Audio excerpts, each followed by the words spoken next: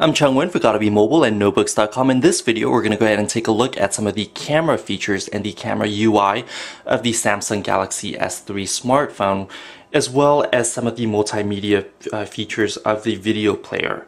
The Samsung Galaxy S3 smartphone comes equipped with an 8 megapixel camera along with an LED flash.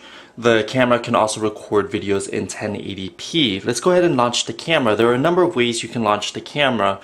One way is through the new TouchWiz user interface, which allows you to launch applications quickly from the lock screen. So all you have to do is either you can unlock the screen just by swiping, or what you can do is you can go ahead and customize some of the 4 shortcut buttons here at the bottom. And if you quickly want to launch the camera, all you have to do is drag the camera icon here towards the center and it will launch the camera interface. So here, let's go ahead and launch the camera the traditional way through the application shortcut here on the home screen. And here is the camera interface of the Samsung Galaxy S3 smartphone. Let's go ahead and block the lens here for just a second and let's see some of the menus. Essentially here you can go ahead and customize the different positions for the different options here just by tapping and holding. So if you want the flash to be at the top left edge, you can go ahead and leave it there by default, or if you want to move it down, you can go ahead and tap and hold it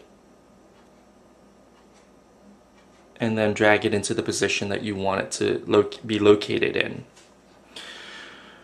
There are a number of different shooting modes. So for the flash, you can go ahead and tap on it and it will ask you if you want the flash on, off, or on auto. You can quickly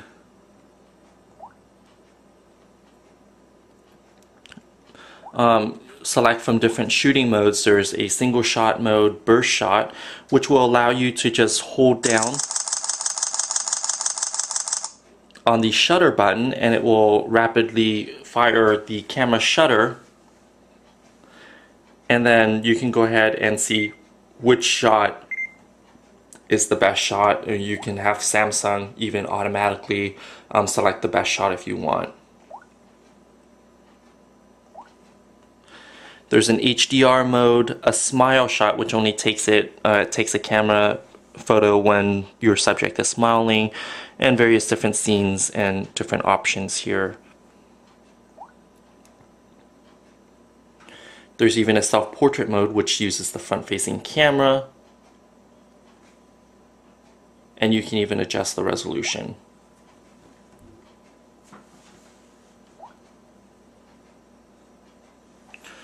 So this phone does come with geotagging. You can turn on or off the shutter sound, and the camera is highly customizable. It does come with a lot of different options, and there's even tap to focus, and you can even leave autofocus on if you want.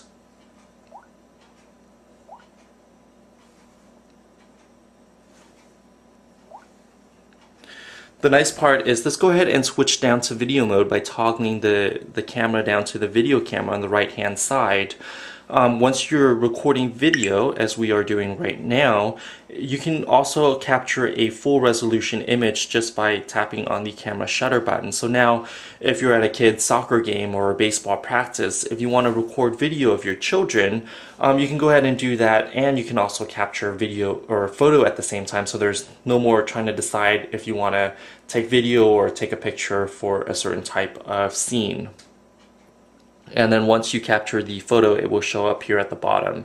So these are some of the camera features. We went over some of the more social features of the camera, including sharing your photos right away through the camera.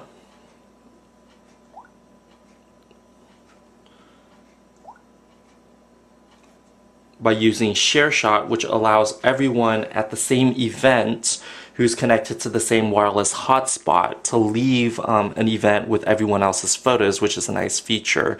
So if you capture photos in the Share Shot mode, then those photos will be shared, but if you switch to, say, a single shot or burst shot mode, then those features would not be shared as part of the Share Shot. So it does give you some flexibility of what photos you want to share and when you want to share it.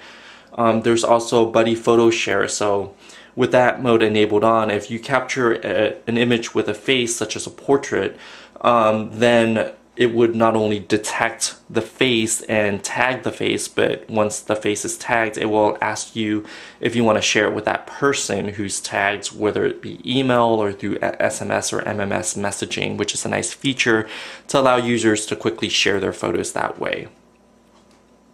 So those are some of the camera features of the Samsung Galaxy S3. On the hardware side, I have to point out though that in use, I found it a little bit harder to use because the camera pod here, the lens is a little bit close or a little bit too close to the top edge. It's more close than the HTC Evo 4G LTE. So when you're holding the camera in your hand, sometimes you're blocking the lens depending on how you're holding the camera. And that could be problematic as well, just based on a design perspective. If the camera moved down just a little bit lower, it would eliminate some of that. And of course, if the camera's covered, sometimes the flash is covered as well, so you're not getting the flash exposure that you need if you're shooting in the dark. Overall though, the camera works really well in both sunlight and in ambient lighting conditions, and it's a very fast camera, just like the HTC One X. It's a wide frame camera, wide angled camera lens as well. Let's go ahead and take a look at the multimedia feature now. So if you're in the video player, here, this is the default, the native video player here. The nice thing you'll notice is that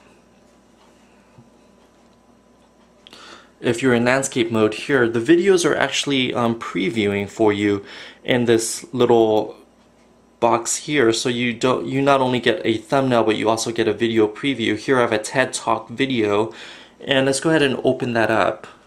So you do have a little video preview going on in the background. Let's go ahead and pause it. And then if you go to chapter preview, you'll notice the same thing. Is not only do you get a still image preview, but each chapter will get sort of like a little video preview, so you have an idea, a video idea of what's going on in different chapters if you have a very long video that way. So you can quickly jump between different chapters. The other cool thing, let's go ahead and continue to play this video in the background. The other cool thing about video playing is that if you go ahead and launch the pop-out player, it will pretty much allow you to multitask. So you can have the video player up, and you can even, go back to the home screen here. And let's go ahead and launch an email application. And then you can go ahead and read through your email while your video is playing.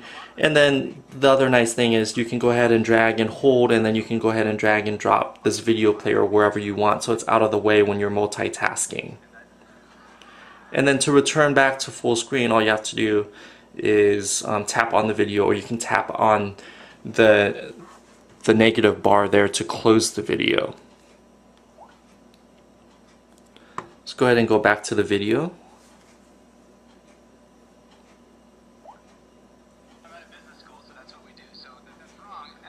And the pop-out player is just this box right here. So tap the video to return back to full screen.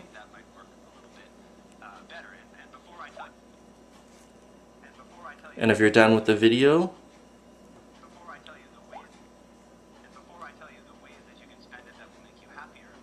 just close it.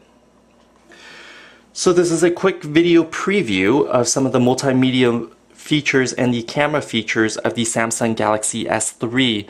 I'm Chung Nguyen for Gotta Be Mobile and Notebooks.com. Thanks for watching this video, and be sure to watch our other videos of the Samsung Galaxy S3 in this multi-part video review series. Thanks for watching.